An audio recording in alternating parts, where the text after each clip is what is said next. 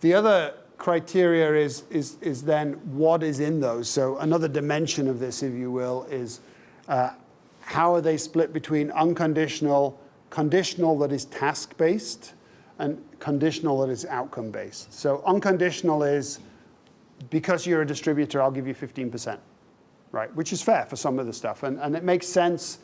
It makes sense if there's some basic level of performance you want to do, especially if you've got. I mean, the best practice is to have a list price that is basically is like a recommended retail price, a recommended price at the end market level.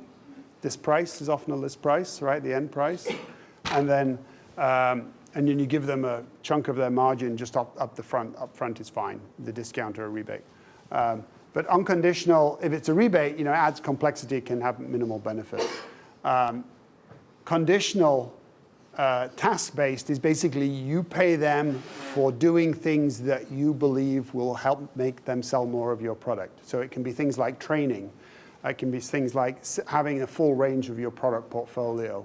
It could be something like even adding, taking first-level service support, holding joint marketing events, exactly, that kind of stuff. And then the third one is conditional, is based on the outcome. So an analogy I draw here is I'm not recommending this, but I don't have kids, so maybe I don't know. If you want the kids to pass their exams, you could pay them when they pass the exam, you could pay them, or you could pay them to study. Again, I'm not recommending that. But if you pay them to study, you're basically paying them for something that will have a positive correlation with them passing the exam. They may or may not pass the exam, but at least if they've studied, they've done the right thing. So what's been proven is that a balanced, both of these together is the most impact. So one will add 5 points, the other one will take it up to 15 if you do them together. Same also applies for sales reps incentives as well, actually.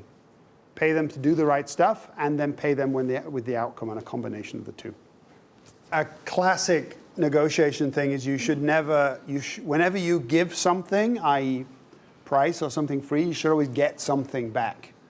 And even if that thing that you get back is not really that valuable, you should always have this trade-off mentality, right? I can only give you this if you do this other thing, or if you, yeah. And in fact, it's good to set up pricing in general that way. I don't get into it today because it's a bit more strategic, but there's this notion of having different packages of stuff, so good, better, best bundles. And one of the nice things about that is then you do trade-offs. So if somebody wants everything, wants a package but it's too expensive, you can have a conversation about how you can remove things and the lower the price, versus it's just too expensive and you're just going to beat me up on price. So that kind of tit for tat is the best practice. So you want to have a set of those things in your back pocket that you can always bring out. Even if they don't have value to you, if they have value to if they set up the dynamic, it's positive. And that correlates to 3 tiers of our commercial pricing: growth, professional, and enterprise. And so we have that good, better, best idea. We also have shared environments, multi-tenant environments, and private cloud environments. So we're also doing that on the commercial side with the sales team, which also includes the customer success team in certain conversations. Great, yeah. Yeah, the irony of the pricing software market is that pricing software companies are pretty terrible at pricing most of the time. But I'll try not to take that to heart. But it's the other guys.